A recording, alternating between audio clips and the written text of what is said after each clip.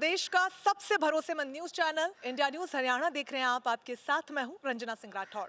हमारे इस खास कार्यक्रम स्वस्थ हरियाणा में बहुत स्वागत है आपका। देखिए, स्पेसिफिकली इस कार्यक्रम को हमने आप सभी के लिए बनाया है, जहां पर हर एपिसोड्स में हम अलग अलग बीमारियों के बारे में बात करते हैं, उनके बारे में विस्तार से आप तक इंफॉर्मेशन को पहुंचाते हैं। आज हम मौजूद हैं नारायणा अस्पताल में। इस वक्त सुपर स्पेशलिटी हॉस्पिटल है ये। हर बीमारी का मर्ज इस अस्पताल के पास है। लेकिन अगर आप इस अस्पताल में आते हैं तो आपको क्या सुविधाएं मिलेंगी, डॉक्टर्स के बारे में क्या कुछ आपको जानने की आवश्यकता है, और वो कौन कौन से डिपार्टमेंट्स हैं जिसके बारे में अब तक आपको नहीं पता है। तो पूरी सीरीज के दौरान अलग अलग एपिसोड्स लेकर हम आपके बीच में हाजिर होते हैं, जिसमें हम बात करते हैं अलग अलग तरीके की बीमारियों की, उनके रूट कॉज की, उनके सिम्टम्स की, और हाँ, हमारे देश में उन बीमारियों के इलाज क्या कुछ उपलब्ध है, जिससे कि जागरूकता की थोड़ी बहुत कमी की वजह से भी जो समस्या आपको आती है, कम से कम वो ना आए। क्योंकि पत्रकार होने के नाते भी, और ये टीवी चैनल भी है जो हमारा जो सबसे भरोसेमंद है, ऐसे में भरोसा आपका बरकरार रहे, हम अपनी जिम्मेदारी को इसलिए समझते हैं। और आज भी हम कुछ ऐसा ही करने वाले हैं, अलग अलग बीमारियों के बारे में जानेंगे, पूरी इन्फॉर्मेशन A to Z तक आप तक पहुंचाएंगे। आपको क्या करना है, हमारे साथ बने रहना। तो देर किस बात की, चलिए मेरे साथ अंदर। स्वस्थ हरियाणा के एक और ब्रांड न्यू एपिसोड में आपका बहुत स्वागत है। और एक बार फिर से हम आप पहुंचे हैं नारायणा सुपर स्पेशलिटी अस्पताल में, और हमारे साथ इस वक्त मौजूद है डॉक्टर तुषार। सर, बहुत स्वागत है आपका हमारे इस कार्यक्रम में। नमस्कार। जैसा कि आपको पता ही चलेगा कि डॉक्टर तुषार जो है आपको किन सवालों के जवाब देने वाले, उनके सुझाव आपके लिए कितने महत्वपूर्ण होने वाले हैं। लेकिन उससे पहले मैं आप सभी को बता दूं कि सीनियर कंसल्टेंट है डॉक्टर तुषार इंटरनल मेडिसिन के डिपार्टमेंट में। कोई भी इन्हें अप्रोच कर सकता है। अगर आप रहते हैं गुड़गांव में तो आप इन्हें डेफिनेटली अप्रोच कर सकते हैं, क्योंकि ये जो सुझाव देंगे वो आपके लिए डेफिनेटली हेल्पफुल होने वाले हैं। और साथ ही जो सालों का इनका तजुर्बा रहा है, तमाम मरीजों को उनके मर्ज की दवा इन्होंने दी है। उम्मीद है कि आज जो आपके सुझाव होंगे, कुछ मर्ज की दवा हमारे दर्शकों को भी मिलेगी। उम्मीद तो है। शुरुआत हम करना चाहेंगे, दर्शकों को एक बार बता दो कि स्पेसिफिकली आज हम डायबिटीज के बारे में बात करने वाले हैं, और मॉडर्न लाइफस्टाइल का उस पर कितना असर पड़ता है उसके बारे में भी विस्तार से डॉक्टर साहब से चर्चा करेंगे। सर, सबसे पहले तो हमारे दर्शकों को आसान शब्दों में ये बताइए कि डायबिटीज होती क्या है, कैसे होती है। डायबिटीज़ जो बीमारी है आजकल बहुत कॉमनली पाई जा रही है। डायबिटीज़ में क्या होता है कि जो आप खाना खा रहे हैं, आपकी बॉडी उस खाने को यूटिलाइज़ नहीं कर पा रही है। इसके लिए हमारे को समझना पड़ेगा कि हमारी पाचन की जो प्रक्रिया होती है वो कैसे होती है। आपने खाना खाया, वो खाना आपके पेट में जाता है, डाइजेस्ट होकर वो ग्लूकोज में कन्वर्ट हो जाता है। वो ग्लूकोज आपके ब्लड में एंटर करता है। इसी समय आपकी बॉडी में एक ऑर्गन है पैंक्रियास, जो कि इंसुलिन नाम का एक हार्मोन रिलीज़ करता है। ये जो इंसुलिन है ये एक मॉडरेटर की तरह काम करता है, जो कि ब्लड से आपका जो ग्लूकोज है उसको बाकी सेल्स में घुसाता है। आपकी बॉडी की हर सेल को, चाहे वो आपका मसल हो, चाहे आपका वो ब्रेन हो, लिवर हो, सबको ग्लूकोज चाहिए काम करने के लिए। जिन लोगों में डायबिटीज़ होती है, या तो उन लोगों में इंसुलिन की कमी हो जाती है, या उनकी बॉडी में जो इंसुलिन बन रहा है वो आलसी पड़ा हुआ है, वो काम नहीं कर रहा। इस वजह से क्या होता है कि ग्लूकोज आपके सेल्स में घुस नहीं पाता और आपकी बॉडी उसको यूटिलाइज़ नहीं कर पाती। इस वजह से आप वीकनेस महसूस करते हैं, और क्योंकि ग्लूकोज आपके खून में कंटिन्यूसली है, आपका शुगर बढ़ा हुआ आता है। बिल्कुल, जिस तरीके से कहीं ना कहीं कंफ्यूजन ये भी रहता है, आपने चूंकि बहुत ही अच्छे से बताया आसान शब्दों में कि डायबिटीज़ होती क्या है, लेकिन इसके कारण क्या होते हैं, कॉजेस क्या हैं। देखिए, डायबिटीज़ के कई सारे कारण हैं। सबसे पहला जो मैं कहूँगा कारण, वो लाइफस्टाइल है। लाइफस्टाइल में अगर मैं कहता हूँ कि जो हम जंक खाना खाते हैं, जिसमें कि चीनी का और मैदे का बहुत ज़्यादा प्रयोग है। सेकंड है लैक ऑफ एक्सरसाइज। हम मैदा और चीनी खाते हैं, वो तुरंत जाके हमारी बॉडी में शुगर लेवल्स को बढ़ाती है। हम एक्सरसाइज नहीं करते तो वो सारी चीज़ें आपकी बॉडी में जमा हो जाती है फैट की तरह। वेट बढ़ता है, बॉडी में आपके जो इंसुलिन है वो आलसी हो जाता है, शुगर को पचाता नहीं है, और आपको डायबिटीज़ हो जाती है। उसके अलावा कुछ कारण होते हैं, जैसे जिन लोगों को ब्लड प्रेशर की शिकायत होती है उनमें, जिनमें ज़्यादा कोलेस्ट्रॉल की शिकायत है उनमें, उसके अलावा कुछ लोगों को थायराइड की प्रॉब्लम होती है, उनमें भी डायबिटीज़ होने की संभावना बढ़ जाती है। जो लोग स्मोक करते हैं उनमें डायबिटीज़ होने के चांसेस बहुत ज़्यादा बढ़ जाते हैं। बिल्कुल, यहाँ पर ये तो तमाम कारण हैं। उम्मीद है कि आप सभी ध्यान से सुन रहे होंगे। पूरे एपिसोड को अंत तक जरूर देखिए, समझने के लिए विस्तार से कि डायबिटीज़ के और भी जो टर्म्स है वो क्या कुछ इसमें इन्वॉल्व होते हैं। अब बात कर लेते हैं थोड़ा सा सिम्टम्स की। जब भी हमें कारण पता चल जाएंगे, लेकिन हमें कैसे पता चलेगा कि हम डायबिटिक होते चले जा रहे हैं, उसके सिम्टम्स क्या हैं। डायबिटीज़ के कई तरह के सिम्टम होते हैं। आप लोगों को इन सिम्टम्स के बारे में मालूम होना चाहिए, ताकि इन केस आपको कोई भी सिम्टम ऐसा महसूस होता है तो आप जाके अपनी जांच करा सकते हैं। सबसे पहला सिम्टम होता है कि आपको हमेशा एक थकावट महसूस होना। दूसरा होता है कि आपको भूख बहुत ज़्यादा लगना। थर्ड सिम्टम होता है यूरिन करने की फ्रीक्वेंसी बढ़ जाना। आपको बार बार लगता है कि आपको बार बार यूरिन जाना है। कुछ लोगों में वेट लॉस होना शुरू हो जाता है। अगर आप देखते हैं कि आपको बार बार इन्फेक्शंस होते जा रहे हैं, किसी को यूरिन का इन्फेक्शन, किसी को बाल तोड़ कहते हैं या फॉलिकुलाइटिस बोलते हैं, वैसा infection, that could also be an indication कि आपको डायबिटीज़ है। बिल्कुल, साथ ही जिस तरीके से आप सिम्टम्स का यहाँ पर जिक्र कर रहे हैं, कई ऐसे सिम्टम्स हैं जो इसके अलावा भी होते होंगे, लेकिन हमें इसके साथ ही ये भी डॉक्टर साहब समझना होगा कि जो अलग अलग प्रकार की डायबिटीज़ होती है, यानी कि टाइप्स ऑफ डायबिटीज़ कौन कौन से होते हैं और कैसे हम इसका पता लगा सकते हैं। देखिए 3 तरह की मेन डायबिटीज़ होती हैं। एक होता है टाइप 1 डायबिटीज़, सेकंड टाइप 2 और थर्ड मैं बोलूँगा जेस्टेशनल डायबिटीज़। उसके अलावा कुछ और डायबिटीज़ होती हैं जो कि बहुत रेयर होती हैं। टाइप 1 डायबिटीज़ होती है जिसमें कि बॉडी बिल्कुल भी इंसुलिन नहीं बनाती।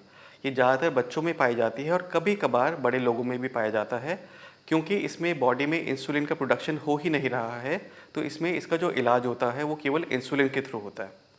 दूसरी होती है टाइप 2 डायबिटीज़ जो कि बड़े लोगों में पाई जाती है ज़्यादातर, कभी-कभार बच्चों में भी वो मिलती है। इसमें क्या होता है कि आपकी बॉडी में इंसुलिन बन तो रहा है, बट वो आलसी पड़ा हुआ है, ठीक है? तो इसका इलाज हम जो दवाइयों से करते हैं, वो क्या करता है, उस इंसुलिन को एक्टिवेट करता है और कुछ दवाइयाँ दी जाती हैं जो कि थोड़ा-सा इंसुलिन के प्रोडक्शन को बढ़ा देता है। थर्ड टाइप की डायबिटीज़ जो मैं बोलूँगा उसको बोलते हैं हम जेस्टेशनल डायबिटीज़, जो कि ज़्यादातर गर्भवती महिलाओं में पाई जाती है। चौथा अगर हम बोलते हैं तो कुछ ऑटोइम्यून तरह की डायबिटीज़ होती हैं जो कि बहुत ही कम लोगों में पाई जाती हैं। बिल्कुल, लेकिन इसके साथ ही हमें ये भी समझना होगा डॉक्टर साहब कि ये सबसे ज़्यादा होती किसमें प्रोबेबिलिटी, क्योंकि कई ऐसी बीमारियां होती हैं, जैसे ट्यूमर्स की भी हमने बात की, कई एपिसोड्स में हमने कैंसर की बीमारी की बात की, जहाँ पर कुछ कैंसर्स की टेंडेंसी महिलाओं में ज़्यादा होती है, कुछ की पुरुषों में ज़्यादा होती है, लेकिन जब डायबिटीज़ की हम बात करते हैं तो कोई स्पेसिफिक वर्ग है जिसमें ज़्यादा टेंडेंसी इसकी रहती है? देखिए ये कह सकते हैं कि बुजुर्ग लोगों में ज़्यादा पाई जाती है। 45 साल की उम्र के बाद सबको ध्यान रखना चाहिए कि कोई डायबिटीज़ के इनको लक्षण तो नहीं आ रहे हैं। बट आजकल का जो हमारा लाइफस्टाइल है जिसमें कि हम लैक ऑफ एक्सरसाइज है, हम बाहर का खाना बहुत ज़्यादा खाते हैं, कोल्ड ड्रिंक्स पीते हैं, चीनी मैदे का प्रयोग बहुत ज़्यादा करते हैं, उस वजह से यंग पॉपुलेशन में भी डायबिटीज़ की फ्रीक्वेंसी बहुत ज़्यादा बढ़ गई है। बिल्कुल, तो अगर आप 45 एंड अबव हैं तो आप लोगों को ध्यान रखने की बहुत ज़्यादा ज़रूरत है, क्योंकि जितनी तेज़ी से डॉक्टर साहब ज़िंदगी बदल रही है, उतनी तेज़ी से बीमारियां भी बदल रही हैं और अपना अटैक करने का तरीका भी बदल रही है, इसलिए हमें बिल्कुल। वक्त वक्त पर अपडेट होना बहुत ज़्यादा ज़रूरी है। लेकिन इसमें रिस्क फैक्टर भी क्या कोई इन्वॉल्व होते हैं डायबिटीज़ में? अगर आप रिस्क फैक्टर के बारे में बात करते हैं तो जिन लोगों के परिवार में पहले से डायबिटीज़ है, जिनके पेरेंट्स को, उनमें बहुत ज़्यादा चांसेस बढ़ जाते हैं फ्यूचर में डायबिटीज़ होने का। साथ में जिनका वज़न ज़्यादा है, फिज़िकली इनएक्टिव है, स्मोकिंग करते हैं, ब्लड प्रेशर की शिकायत है, अगर आपका कोलेस्ट्रॉल ज़्यादा है, आपको पहले अगर जेस्टेशनल डायबिटीज़ रह चुकी है, कुछ महिलाओं में पीसीओडी नाम की बीमारी पाई जाती है, उनमें जो होता है रिस्क फैक्टर ऑफ डायबिटीज़ काफ़ी बढ़ जाता है। तो ये तमाम रिस्क फैक्टर्स हैं। तो अब तक डॉक्टर साहब आपने बहुत ही अच्छे से बताया कि कॉजेज़ क्या हैं, सिम्टम्स क्या हैं, रिस्क फैक्टर्स क्या कुछ हो सकते हैं। लेकिन अब बात करेंगे सबसे इम्पॉर्टेंट पड़ाव की, वो है इलाज। क्योंकि बिना किसी इलाज के बीमारी के बारे में जान के भी हम कुछ खास कर नहीं पाएंगे। इसका इलाज क्या कुछ होता है, कौन से स्टेजेस में होता है, विस्तार से बता पाएँ आप तो। अगर आप डायबिटीज़ के इलाज के बारे में बात करते हैं तो सबसे पहले मैं कहूँगा कि prevention is better than cure. तो सबसे पहले हमारे को अपना लाइफस्टाइल सुधारना होगा ताकि हमारे को डायबिटीज़ आगे ना हो और उसके लक्षण जैसे मैंने आपको बताया था उनको पहचानना होगा। इलाज में या प्रिवेंशन में सबसे पहले है कि आपको अपना हेल्दी खाना खाना है। खाने में रिफाइंड चीज़ें अवॉइड करिए, रिफाइंड शुगर, रिफाइंड कार्बोहाइड्रेट्स आपको अवॉइड करना है, जिसमें कि आपका चीनी और मैदा आ जाता है। इसलिए क्योंकि क्या होता है जब हम चीनी और मैदा खाते हैं वो तुरंत बॉडी में जाके आपकी ब्लड स्ट्रीम में इमीडिएटली चला जाता है और आपकी शुगर्स को बढ़ाता है। अगर आप कॉम्प्लेक्स कार्बोहाइड्रेट्स खाएंगे जैसे कि फल हो गए, सब्जियां हो गई, गेहूं हो गया, तो उससे क्या होगा कि उसको बॉडी को डाइजेस्ट करने में टाइम लगता है, शुगर स्लोली बढ़ती है, बॉडी को टाइम मिलता है इंसुलिन रिलीज़ करने का और आपकी शुगर लेवल शूट अप नहीं करते। तो आपको हेल्दी खाना खाना है जिसमें आपको चीनी मैदा अवॉइड करना है, हरी सब्जियां फल खाने हैं, ग्रेन्स ज़्यादा खाने हैं, मिलेट्स का इंक्लूड करिए अपनी डाइट में, इन सब चीज़ों का ध्यान रखना है। तेल और घी को जो आप यूज़ करते हैं मॉडरेशन में यूज़ करिए। सेकेंड इंपॉर्टेंट रोल होता है अपने बॉडी वेट को कंट्रोल करने में। एज एन इंडियन पॉपुलेशन हम लोगों की टेंडेंसी है पेट पे वज़न गेन करने के लिए। जितना ज़्यादा आपका पेट पे वज़न ज़्यादा होगा उतना ज़्यादा आपको डायबिटीज़ की टेंडेंसी बढ़ेगी। अगर हमारे को अपने वेट को हम कंट्रोल में रखते हैं तो हमारी डायबिटीज़ का जो चांसेस है बहुत ज़्यादा कम हो जाता है। अब वेट को हम कैसे कंट्रोल में कर सकते हैं? एक्सरसाइज से और डाइट कंट्रोल से कम आपको दिन की 45 मिनट्स की एक्सरसाइज करनी है, जिसमें कि आपको कार्डियो यानी कि आपका ब्रिस्क वॉकिंग हो गई, जॉगिंग हो गई, स्विमिंग हो गई, साइकिलिंग हो गई, जुम्बा क्लासेस हो गई और साथ में थोड़ी सी आपकी स्ट्रेचिंग एक्सरसाइजेस। चौथा है अगर आपको कोई हैबिट है स्मोकिंग की या ड्रिंकिंग की, अगर आप अल्कोहल लेते हैं तो उसको मॉडरेशन में लीजिए और अगर स्मोकिंग करते हैं तो स्मोकिंग को बिल्कुल बंद कर दीजिए। अगर आपको ब्लड प्रेशर की शिकायत है तो अपने ब्लड प्रेशर को दवा से या लाइफस्टाइल से पूरी तरह से कंट्रोल में रखिए। बिल्कुल, लेकिन साथ ही अगर कुछ टेस्ट्स की हम बात करें तो कोई स्पेसिफिक टेस्ट्स होते हैं इसके लिए?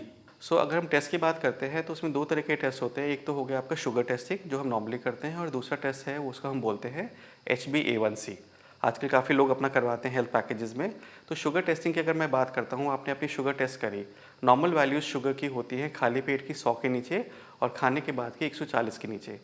अगर आपने खाली पेट की शुगर टेस्ट करी और आपकी 100 और 125 के बीच में आ रही है तो आप प्री डायबिटिक हो सकते हैं। अगर आपकी खाली पेट की शुगर 125 के ऊपर आ रही है तो आप डायबिटिक कैटेगरी में आ जाएंगे। उसी तरह से अगर हम खाने के बाद की शुगर की बात करें, 140 से नीचे शुगर नॉर्मल होती है, और अगर आपकी शुगर खाने के बाद की 140 और 200 के बीच में आती है तो आप प्री डायबिटिक में आ सकते हैं, और अगर डायरेक्टली आपकी खाने के बाद की शुगर 200 के ऊपर आती है तो आप डायबिटिक आएंगे। इसी तरह से एक तीसरा टेस्ट होता है जिसको हम बोलते हैं HbA1c या ग्लाइकोसाइलेटेड हीमोग्लोबिन। ये हमारे को पिछले 3 महीने में हमारी शुगर का एवरेज बताता है। 5.7 से नीचे जो वैल्यू होती है वो नॉन डायबिटिक होती है, 5.7 से लेके 6.4 के बीच में वो प्री डायबिटिक में गिना जाता है, और 6.4 के ऊपर वो डायबिटिक होता है। बिल्कुल, जैसे कि हर बीमारी के साथ कुछ सावधानियां जुड़ी होती हैं तो कुछ साइड इफ़ेक्ट्स भी डॉक्टर साहब जुड़े होते हैं। ऐसे में आपसे समझना चाहेंगे, जब हम बात डायबिटीज़ की कर रहे हैं तो क्या इसके भी कोई कॉम्प्लिकेशंस होते हैं? डायबिटीज़ के बहुत कॉम्प्लिकेशन होते हैं। आप डायबिटीज़ आपके हर ऑर्गन को अफेक्ट करता है। आँख से लेके पैर तक हर ऑर्गन में आपके डायबिटीज़ असर करता है। इसीलिए हमारे को ज़रूरी है कि हम शुगर को जल्दी कंट्रोल कर लें ताकि वो कॉम्प्लिकेशन ना हो। अगर आपकी डायबिटीज़ बोलें तो आइज़ को अफेक्ट करता है, आपके विजन या आपके रेटिना में प्रॉब्लम कर सकता है, आपकी किडनीज़ में प्रॉब्लम कर सकता है, जिस वजह से आपकी किडनीज़ फ्यूचर में जाके ख़राब हो सकती है और डायलिसिस की रिक्वायरमेंट हो सकती है। आपके ब्लड वेसल्स को हार्डन कर देता है, जिस वजह से आपका स्ट्रोक और हार्ट अटैक होने की संभावना बढ़ जाती है। आपके हाथों और पैरों की नसों को असर कर सकता है, जिस वजह से आपको हाथों पैरों में सुनपना होना, हाथों पैरों में चींटियाँ चलने का एहसास होना, ये सब चीज़ें आपको फ्यूचर में हो सकती है अगर आप अपनी शुगर्स को कंट्रोल में नहीं रखते तो। बिल्कुल, साथ में जो इलाज हम लेते हैं, जो ट्रीटमेंट हम इसका लेते हैं, उसमें कितना ड्यूरेशन डॉक्टर साहब लगता है? देखिए, ड्यूरेशन की अगर बात करें तो इसमें दवा शुरू करने के बाद हम वेट करते हैं कि आपकी शुगर्स कितने टाइम में कंट्रोल में आती है। डॉक्टर्स कम डोज से दवा शुरू करते हैं एंड वेट करते हैं दवा का कैसा रिस्पॉन्स आता है along with lifestyle changes. Target ये हमारा रहता है कि 3 महीने के अंदर आपकी शुगर्स नॉर्मल कंट्रोल में आ जाएँ। एक बार आपकी शुगर्स पूरी तरह से कंट्रोल में आ जाती हैं, जैसे कि आपका फास्टिंग शुगर 100 के नीचे, खाने के बाद को शुगर 140 के नीचे, या आपका HbA1c 5.7 के नीचे, तब डॉक्टर्स कोशिश करते हैं कि आपकी दवा को धीरे-धीरे करके कम कर दें। ऐसा भी होता है कई लोगों में कि वो इतना अच्छा लाइफ़स्टाइल फ़ॉलो करते हैं कि कभी-कभार उनकी दवा पूरी तरह से बंद भी हो सकती है। बट इसमें आपका पूरी तरह से कमिटमेंट लाइफ़स्टाइल के लिए रिक्वायर्ड होता है। बिल्कुल, जैसे कि लाइफ़स्टाइल का आप ज़िक्र कर रहे हैं, मेरे ज़हन में भी सवाल आ गया, चूँकि हम सभी की लाइफ़ इतनी मॉडर्न हो चुकी है, वेस्टर्न हो चुकी है, at the same time most of us are working, हम सभी काम कर रहे हैं। उसके साथ बीमारी का भी ध्यान रखना और पूरे कोर्सेज़ को कंप्लीट करना बहुत ज़्यादा डिफ़िकल्ट हो जाता है। तो मॉडर्न लाइफ़ में वो कौन से मेजर्स हैं जो हमें लेने चाहिए जिससे कि कम से कम इन बीमारियों को हम रिड्यूस कर सकें? जैसे कि मैंने पहले बताया कि आपको प्रॉपर डाइट फॉलो करनी है, जिसमें कि आपका चीनी मैदे का इंटेक कम होना चाहिए। Exercise is very very important. कम से कम कोशिश करिए कि दिन में आपकी 45 मिनट की एक्सरसाइज हो। अगर आप एक टाइम पे नहीं कर सकते तो आप 15 मिनट सुबह करिए, 15 मिनट दोपहर में कर लीजिए, 15 मिनट शाम में। अगर आप ऑफिस जाते हैं तो ट्राई करिए कि आपका हर 2-3 घंटे में आप 15 मिनट की वॉक के लिए जा रहे हैं। साथ में अपने रेगुलर ब्लड टेस्ट कराते रहिए, डॉक्टर से कंसल्टेशन में रहिए और हेल्दी रहिए। जी हाँ, लेकिन जब अगर हम ठीक भी हो जाते हैं, पूरा ट्रीटमेंट कंप्लीट हो जाता है एक डायबिटिक पर्सन का, पोस्ट ट्रीटमेंट का जो फेज़ है, उसमें भी क्या कोई प्रिकॉशंस लेने होते हैं? जो प्रिकॉशन आप डायबिटीज़ के दौरान फॉलो कर रहे हैं वो प्रिकॉशन आपको लाइफ लॉन्ग फॉलो करने पड़ेंगे, तभी आप अपनी शुगर्स को कंट्रोल में रख सकते हैं। अगर आपने अपने लाइफस्टाइल को वापस पुराने लाइफस्टाइल पे ले आए तो वापस से आपकी शुगर्स बढ़ेंगी और आपको दवा की शुरुआत हो जाएगी। बिल्कुल, लेकिन अगर हम बात अगर बच्चों की भी थोड़ी सी कर लेते हैं, क्योंकि उन पे अगर किसी बीमारी का अटैक होता है तो थोड़ा मुश्किल हो जाता है, एक अभिभावक के तौर पर भी, एक पेरेंट के तौर पर भी, क्योंकि अक्सर वो इतनी दवाइयाँ खाते नहीं हैं, हेल्दी खाना उन्हें पसंद होता नहीं है। तो बच्चों के लिए कोई स्पेशल सजेशन आप देना चाहेंगे specifically in terms of diabetes? इतना ही सजेशन दूंगा कि थोड़ा सा कोशिश करिए कि घर का खाना खाएं और खेलें। अगर वो और कुछ नहीं कर रहे हैं, अगर बच्चा आपका खेल रहा है, आजकल क्या प्रॉब्लम हो गई कि बच्चे पूरे टाइम लैपटॉप पे, मोबाइल पे लगे रहते हैं और उनका जो खेलने का वो है वो कम हो गया है। तो अगर बच्चा दिन का 1 या 2 घंटे खेल रहा है तो उससे क्या होगा कि जो भी वो एक्स्ट्रा खा पी रहा है, चाहे वो कोल्ड ड्रिंक पी रहा है, वो चीज़ को वो डाइजेस्ट कर लेगा और उनको फ्यूचर में बीमारी होने के चांसेस कम हो जाएंगे। दूसरी चीज़ मैं एक सजेस्ट करूँगा कि घर में प्लास्टिक के कंटेनर्स का यूजेज कम करिए, क्योंकि प्लास्टिक कंटेनर्स जब गर्म होते हैं तो उनमें से कुछ ऐसे केमिकल्स निकलते हैं जो कि हमारे को डायबिटीज़ वगैरह करने के लिए प्रोन कर देते हैं। बिल्कुल। और जैसे कि शुरुआत में आपने ज़िक्र किया था कि जो अबव 45 है, यानी कि थोड़े से बुज़ुर्ग जो लोग हैं, या फिर कंप्लीटली जो अबव 60 लोग हैं और उनको डायबिटीज़ होती है, बट ये एक ऐसी उम्र की रेंज है जहाँ पर गंभीर बीमारियाँ बहुत जल्दी अपन को जकड़ लेती है। कई लोग कैंसर से ग्रसित होते हैं, कई लोगों को हार्ट डिसीजेज होती हैं। उसके साथ अगर आपको डायबिटीज़ होती है तो ये कॉम्बिनेशन कितना डेडली हो सकता है? ये डायबिटीज़ के साथ कोई भी बीमारी होना बहुत ज़्यादा कॉम्प्लिकेटेड हो सकता है। जैसे कि हमने पिछली कोविड की वेव में देखा कि जिनको डायबिटीज़ थी, उनमें डायबिटीज़ के कॉम्प्लिकेशन बहुत ज़्यादा थे। तो इसके लिए आपको ध्यान रखना है कि आपको अगर साथ में ब्लड प्रेशर है, कोई भी और बीमारी है, तो आपको, अगर आपको साथ में डायबिटीज़ भी है, तो आपकी शुगर्स पूरी तरह से कंट्रोल में रहनी चाहिए, वरना वो आपकी बाकी बीमारी को कॉम्प्लिकेट कर सकता है। बिल्कुल। कोरोना के दौर में भी हमने देखा, जैसे कि अभी भी आपने जिक्र किया, खासतौर पर दूसरी लहर के दौरान लोग ठीक भी हो जा रहे थे, कोविड से उभर भी जा रहे थे, लेकिन फिर कुछ नई बीमारियां आई, ब्लैक फंगस, वाइट फंगस, और एक बहुत बड़ा कारण रहा कि अगर आप डायबिटिक हैं तो वो आपको जकड़ लेंगी। बिल्कुल सही बोला आपने। तो ये कितना गंभीर कॉम्बिनेशन है, किस तरीके से इसको डील किया जाए? शुगर को कंट्रोल करके, और कोई तरीका नहीं है कि आपको अपनी शुगर्स को हमेशा कंट्रोल में रखना है, लाइफस्टाइल, एक्सरसाइज और जो भी आपको दवाइयाँ बताई गई हैं उसके साथ। दूसरी एक चीज़ ये भी देखी गई है कि कई लोग जो कोविड से रिकवर हुए हैं, चाहे वो बीमारी की वजह से या स्टेरॉइड की वजह से, उनके शरीर में पता चला है कि बाद में डायबिटीज़ हो गई है। तो this is another complication that has been seen post covid. Again, अगर आपको डायबिटीज़ हो गई है, आप उसको पूरी तरह से कंट्रोल में ला सकते हैं अपनी लाइफस्टाइल से, और अगर ज़रूरत पड़े तो साथ में दवाइयों के। तो जैसे कि हम लगातार इसको लेकर डॉक्टर साहब बात कर रहे हैं, लेकिन कई बीमारियां ऐसी होती हैं जिनके लक्षण not only internally but externally भी हमें देखने को मिलते हैं, जो फिजिकल सिम्टम्स जिन्हें हम कह सकते हैं। क्या डायबिटीज़ में भी ऐसा कुछ देखने को मिल सकता है? होते हैं। अगर आप देखेंगे, जो लोग, कई लोग ओवरवेट होते हैं, अगर आपने कभी नोटिस किया होगा, कुछ लोगों की गर्दन पे आप काला सा पैच देखते हैं, काली पिगमेंटेशन देखते हैं, कुछ लोगों को अंडर आर्म्स में हो जाता है, कुछ लोगों को प्राइवेट रीजन्स में हो जाता है। उस चीज़ को हम बोलते हैं एकांथोसिस नाइग्रिकन्स। वो फर्स्ट फिजिकल साइन होता है डायबिटीज़ का। कुछ लोगों में आप देखेंगे गर्दन पे स्किन टैग्स या मस्से मस्से हो जाते हैं, that is also another sign कि ये डायबिटीज़ हो सकती है। कुछ एक साइन बोलूँगा या सिम्टम बोलूँगा, कुछ हम उसको बोलते हैं इरेक्टाइल डिसफंक्शन, या मेल्स में जनरली होता है, दैट इज़ अनदर थिंग जो कि डायबिटीज़ का लक्षण हो सकता है। Hair loss also can be another sign of diabetes. जैसे कि मैंने पहले भी बोला था कि बार बार इन्फेक्शन होना, स्पेशली हेयर फॉलिकल इन्फेक्शन, आपको अंडर आर्म्स में बाल तोड़ जैसा इन्फेक्शन हो जाना, that can also be a sign कि आपको डायबिटीज़ हो रही है। बिल्कुल। जैसे कि आपने शुरुआत में भी कहा था कि एक्सरसाइजेस का बहुत इंपॉर्टेंट रोल होता है, तो स्पेसिफिकली जो फिजिकल एक्सरसाइज होती है सिर्फ वही हमें करनी चाहिए, या फिर हम योगा, मेडिटेशन को भी इन्वॉल्व कर सकते हैं? बिल्कुल। एक्सरसाइज आपको, जैसे मैं बताया था कि 45 मिनट की आपको कम से कम एक्सरसाइज करनी है, जिसमें कि आपकी आधे घंटे की कार्डियो हो, जिसमें कि आपका brisk walking, jogging, swimming, cycling, dancing हो सकता है, और साथ में आपका 15 मिनट का स्ट्रेंथ ट्रेनिंग, जिसमें कि आपकी मसल्स को आपको स्ट्रेंथन करना है। उसमें आप पुशअप्स कर सकते हैं, पुलअप्स कर सकते हैं। जो लोग जिम जाते हैं वो अपना जिम यूज़ करिए। आजकल आपने सुना होगा कि सिक्स पैक का बहुत ज़्यादा फैड है। ये केवल फैड नहीं है, इससे फ़ायदा भी होता है, क्योंकि जितना ज़्यादा आपके पेट के ऊपर फैट होगा, उतना ज़्यादा आपको वो डायबिटीज़ के लिए प्रोन कर देगा। अगर आप एक्सरसाइज करके अपने पेट के फैट को कम कर लेते हो तो आपके डायबिटीज़ होने के चांसेस कम हो जाते हैं। साथ में अगर आप योगा अपनी लाइफस्टाइल में इंक्लूड करें, उससे क्या होगा कि आपका स्ट्रेस लेवल्स कम होंगे। जब हम योगा और मेडिटेशन करते हैं तो हमारे स्ट्रेस हार्मोन्स कम होते हैं और फील गुड हार्मोन्स बढ़ते हैं। स्ट्रेस हार्मोन्स कम होने से आपका शुगर लेवल्स भी कंट्रोल में आते हैं। साथ में जो वेट लॉस होता है वो तो होता ही है। बिल्कुल, बहुत ज़्यादा ज़रूरी है, न सिर्फ डायबिटीज़ के लिए, जितना मैं कॉन्वर्सेशन से समझ पाई हूँ कि हर बीमारी के लिए एक्सरसाइज जो होती है वो अल्टीमेट रेमेडी है। एब्सोल्युटली, हर बीमारी के लिए एक्सरसाइज आपको फ़ायदे करेगी, चाहे वो आपका ब्लड प्रेशर हो, चाहे वो आपकी डायबिटीज़ हो, कोई भी बीमारी में एक्सरसाइज बेनिफिट ही करती है। लेकिन एक समस्या ये भी है, और खासतौर पर कोरोना काल के बाद तो ये बहुत ज़्यादा बढ़ गई है, जो फ्रंट लाइन वर्कर्स हैं, जो 24/7 काम कर रहे हैं, एक बहुत बड़ा हिस्सा आप डॉक्टर्स उनका रहे हैं। आपका पर्सनल एक्सपीरियंस कैसा रहा? क्योंकि समय नहीं होता था कि आप वो प्रॉपर डाइट ले सकें, या उतना फिजिकल, उतना क्या मुझे लगता है न के बराबर शायद कुछ फिजिकल एक्सरसाइज हो पाती होगी apart from your personal job. आपका पर्सनल एक्सपीरियंस कैसा रहा? बहुत डिफ़िकल्ट टाइम था।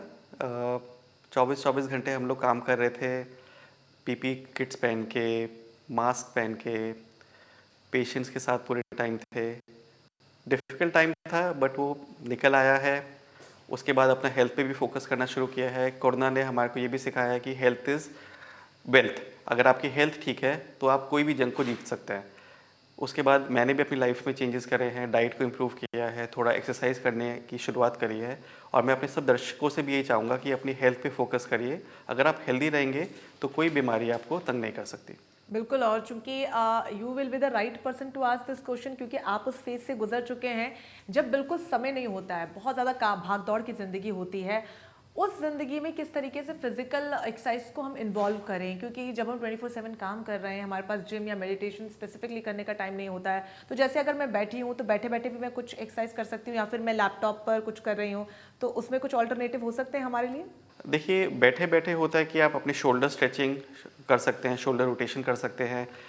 आपके कहीं भी, आप किसी भी ऑफिस से घर में काम कर रहे हो, आपके पास इतनी स्पेस हो गई कि आप 15 मिनट उस जगह आप ब्रिस्क वॉक कर लीजिए आप।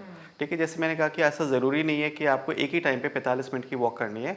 आप ब्रेक्स पे कर लीजिए, 10-10 मिनट की ब्रेक पे कर लीजिए।